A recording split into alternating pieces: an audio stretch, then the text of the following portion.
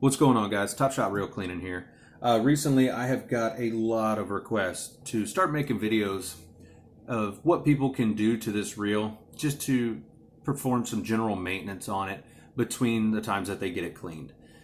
Because there are some guys that go out there for, 3, 4, 5, 6 fishing trips in between their cleanings. So I just want to show you a good way to kind of break these down yourself, get them cleaned out a little bit, make sure that they're going to work right the next time you take them out. So instead of making this whole long crazy video of taking this entire reel apart and then putting it all back together, I'm going to break it into sections. So first half is going to be the left hand side plate and the auto leveler. Second video is going to be the whole right hand plate. So with that being said, we'll go ahead and get into it. Today we are working on an Garcia 5600 C4. So you can tell right now, I've already cleaned this reel, so it's super smooth, ready to go, ready to fish. But I just wanted to show y'all how to do it here. So first thing we're going to do is these 3 screws right here. We want to pull those guys out. So just be careful. Don't use a huge giant screwdriver, or do this when you've had obviously too much coffee like me. I'm shaking a little bit because you don't want to come in here and try and loosen up the screw and have it slide or have it jump on you. And next thing you know, you've just scarred up the entire side of your reel. I've seen so many reels with scratch marks down the side of them, all the way around the screws, and it's awful. So go ahead and pull these guys out. Just like that. After that, your side plate's going to pop right off there. So if you are scared that, hey, I don't know where these parts go, I don't know which order they come back in, place them on your rag in order that they come out. So these 3 screws came off first. This plate came out second. Spool comes out third. Something like that. That way okay, it goes this part, this part, this part, then this part. I know exactly how it goes back together. So that's just a little helpful hint there. I'm going to go ahead and toss this back in right now. That way I can show you all how to pull it out of there. So first thing is your side plate here. It has this gear on it. You can find a lot of videos how they'll take and they'll cut this little collar off the top of it here. I don't like doing that just because that it's going to give it room to move around. These gears are captured for a reason. They're held in place for a reason. And that way, you don't get anything rubbing on the sides. This is a nylon gear. As soft as aluminum is, it's still harder than nylon. So if this guy's walking around in there and hitting on the side plate, hitting on the frame, it's not going to be good. That gear's going to wear out. Now, underneath this gear, there is 2 marks where you can see that whoever cleaned this reel last went underneath it with a screwdriver and tried to pry it up. So there is a little bit of play in this. You never want to take this screwdriver and try and pry that gear off of there. You're going to bend this and loosen it up every single time. So how do we get that off there? I'm going to show you a little trick. So what you're going to do is take you some of this. This is 80-pound braided line. You can use 100-pound, whatever you have handy. So what we're going to do is feed it underneath this gear. We want it to go all the way under, all the way onto that shaft. So just like that. So you can see we have it just about the thickness of that shaft underneath. Keep it down there. After that, you're going to take this line, wrap it around your hand a couple times, just so you can get a good hold on it. Now what you're going to do is hold your hand over it so that gear doesn't go flying across the room, and just pop it. It doesn't take much. You don't have to be Superman or Hercules on this thing. Just give it a nice little pop. May take you a couple times like it did me. Each time getting a little harder, a little harder. So after that, look at that. Gear pops right off of there. Put your line to the side. Now there are those 2 deep gouge marks that I was talking about that someone took a screwdriver and started prying. That's another reason you do not want to use a screwdriver on this. This is anodized aluminum for a reason. It's corrosion resistant. You get salt water on that exposed aluminum now, it's going to start corroding. So try not to stick a screwdriver under there and pry that, because you're going to loosen this guy out. After that, take your gear off. Just kind of look it over. Make sure there's no sand or debris underneath here. If there is, get you a Q-tip or something like that. Go ahead, wipe it around there. Get that stuff out of there. Helpful trick is if you have dry sand that's just kind of floating around in here, and every time you try and wipe it out, it just pushes it around. put your little lubrication either on your Q-tip or on your rag, just some oil, and that'll help capture that sand. It'll stick a lot better to it. So now that we got that pulled off there, we're going to go ahead and pull our spool out.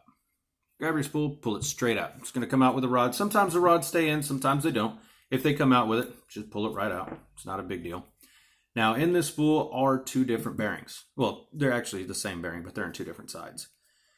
So one side is going to have this gear on it.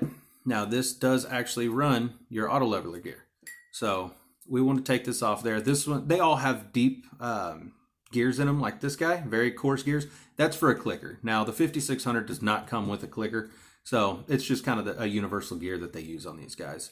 So just go ahead and grab this, pull it side to side. It'll pop right off of there, just like that. There's your bearing in there. Sometimes they tap out, sometimes they don't. Sometimes you got to take your rod, push it right out, just like that.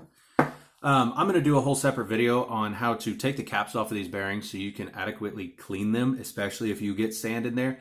I live on the in Texas, and on the Texas coast, our sand down here is like baby powder fine, and it will work its way into these bearings and it will tear them up.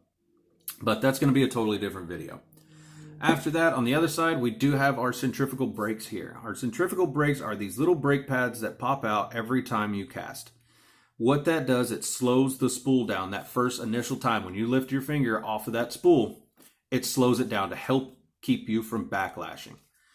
Now, we want to pop those off there because there is a bearing underneath.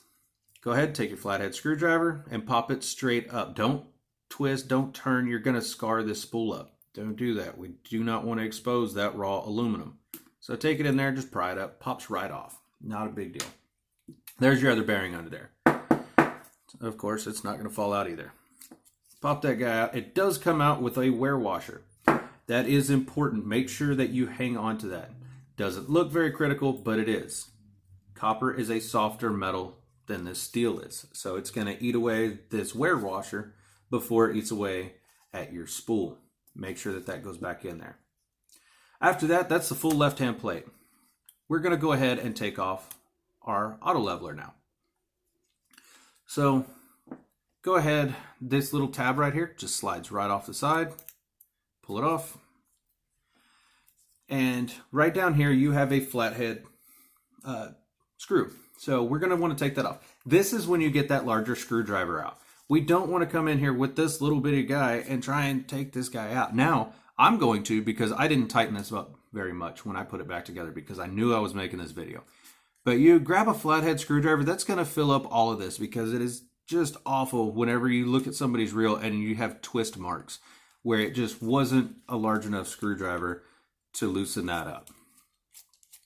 So go ahead, pull that all the way off. This guy comes out.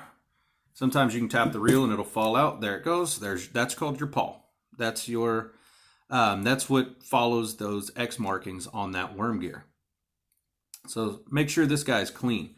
If you see any sand, debris, grease, some black oil on there, go ahead, clean that guy off just with a paper towel. Clean them off.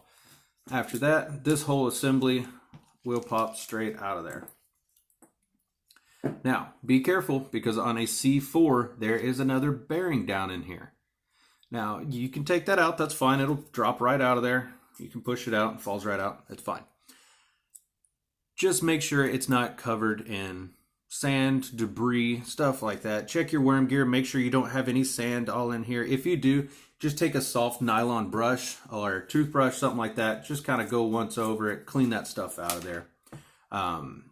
These are a big deal when it comes to, obviously, your reel working correctly. Because I can't tell you how many times I've seen a reel come in that, you know, the leveler works great this way. It'll get all the way to this side and it'll stop. And it won't come back. It'll just stay there. Problem with that is they had debris in here.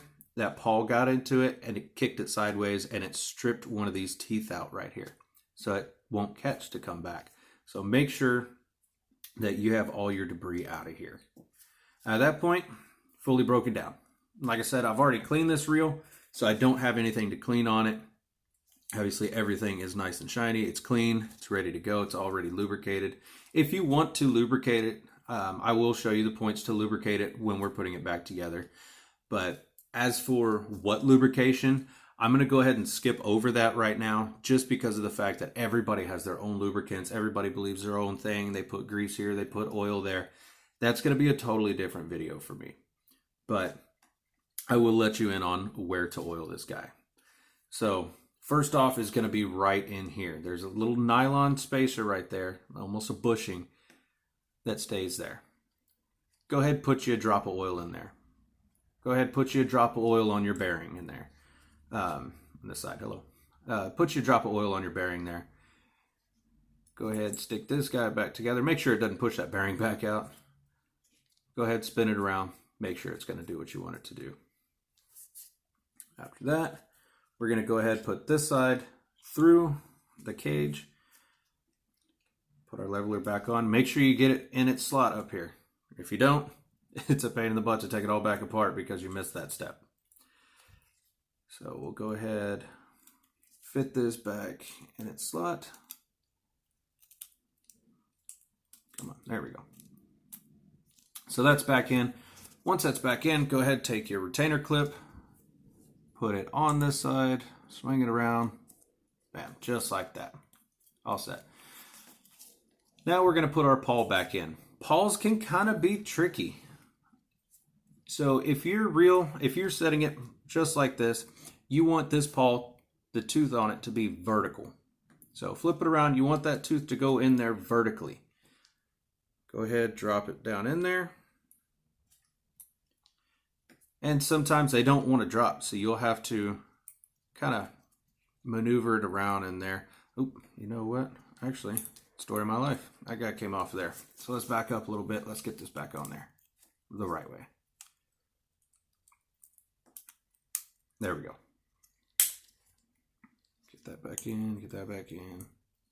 Toss that on. Come on. Okay. So let's get this pawl back in there. Like I said, sometimes they don't want to seat correctly. They'll go in there and a little sideways, a little off. Just put a little bit of pressure with your finger on it and turn this gear over here and it'll drop right in just like that. And you're ready to go. We'll go ahead and put our cap back on. This is kind of challenging when you have fat fingers like me. There we go. Again, use a screwdriver that's, you know, the same size as that slot. Again, I'm not tightening this down at all. But you don't have to be super tight when tightening this stuff down, guys. I've got so many reels that come in here and it feels like they use a torque wrench on them. They're ridiculously tight. You don't have to do that. This isn't going anywhere. Once you tighten it down, it's tight. You don't have to sit here and over tighten it. So after you get that tight, just go ahead and spin your gear and make sure it's going to work correctly like it's supposed to. And go ahead and set it aside. Now we're going to put our spool back together. You can see one side has these little cutouts. One side has these teeth all the way around it. We're going to start with the side with the cutouts. Go ahead, throw your wear washer back in there. Make sure it sits flat. And put one of your bearings back in there. Again, this is a point where you can put a drop of lubricant on those bearings. Definitely going to help them out. So you can see there is 2 cutouts on your brake. There are 2 notches in it. So we're going to go ahead, put these right back where they go. Push down until it clicks. You're all set. This is where you're going to reset your brakes. If you had 2 of them pulled out or if you had 4 of them pulled out, this is where you would reset it. This guy has all of them pushed in. So that's the way I'm going to go ahead and put it back together for him. Other side, bearing goes back in. Your nylon gear goes right back on top. Push down until you hear it click. Just like that. And go ahead and throw your guide rod back in. Throw it in. Give it a spin. Make sure it's going to work right. Looks great. So after that, get your cage, your reel. Go ahead. Throw that back in there. Give it a turn. Make sure it locks in like that. Now we're going to grab our nylon gear and our side plate. I would put a drop of lubrication right here. Drop of oil right on that shaft where that gear is going to go. Go ahead, put it back on there and push down until you hear it click. There it is. So now you can see how much that gear is moving. And after this, I'm going to go ahead and free spool this reel and you're going to hear some clicking and some rattling. What that is is this gear moving side to side in here. I actually ordered this guy a whole new side plate for it, so that'll take care of it for him. But I just wanted to show you on this reel that's why you never pry that up. That's that clicking that you're going to hear. After that, we're going to go ahead, line this guy back up. Throw it back on here. Come on, if it listens to me. There we go. Drop straight down on there. Throw your 3 screws back in. One at a time. Wrong one. Hello. Now, just like anything else that you're torquing down aluminum, don't tighten one of these screws before you get the other ones in. You want to tighten them around equally. That way you're not putting any extra sideways strain on this cap right here, or on this side plate. If you do it too much, it'll actually get that spool rod in there in a bind, and your reel will slow down. It'll start grinding, and you have no idea why. That's because this side plate was over torqued at one point in time. Go ahead, tighten all 3 of them in a row, just like that, and you're all set. That's the left-hand plate and auto level. Now again, that rattling that you hear right there, that's that gear. It's chattering back and forth because it has that play in that shaft. So just be very careful when you take that gear off of there that doesn't happen. That's not going to hurt the function of the reel. As you can see, it's still working great. But just be careful with that. So as for that, guys, that's it for this video. I'm going to go ahead and end it. I'm going to go ahead and make another one for your right-hand plate over here. So I'll see you right after this, guys.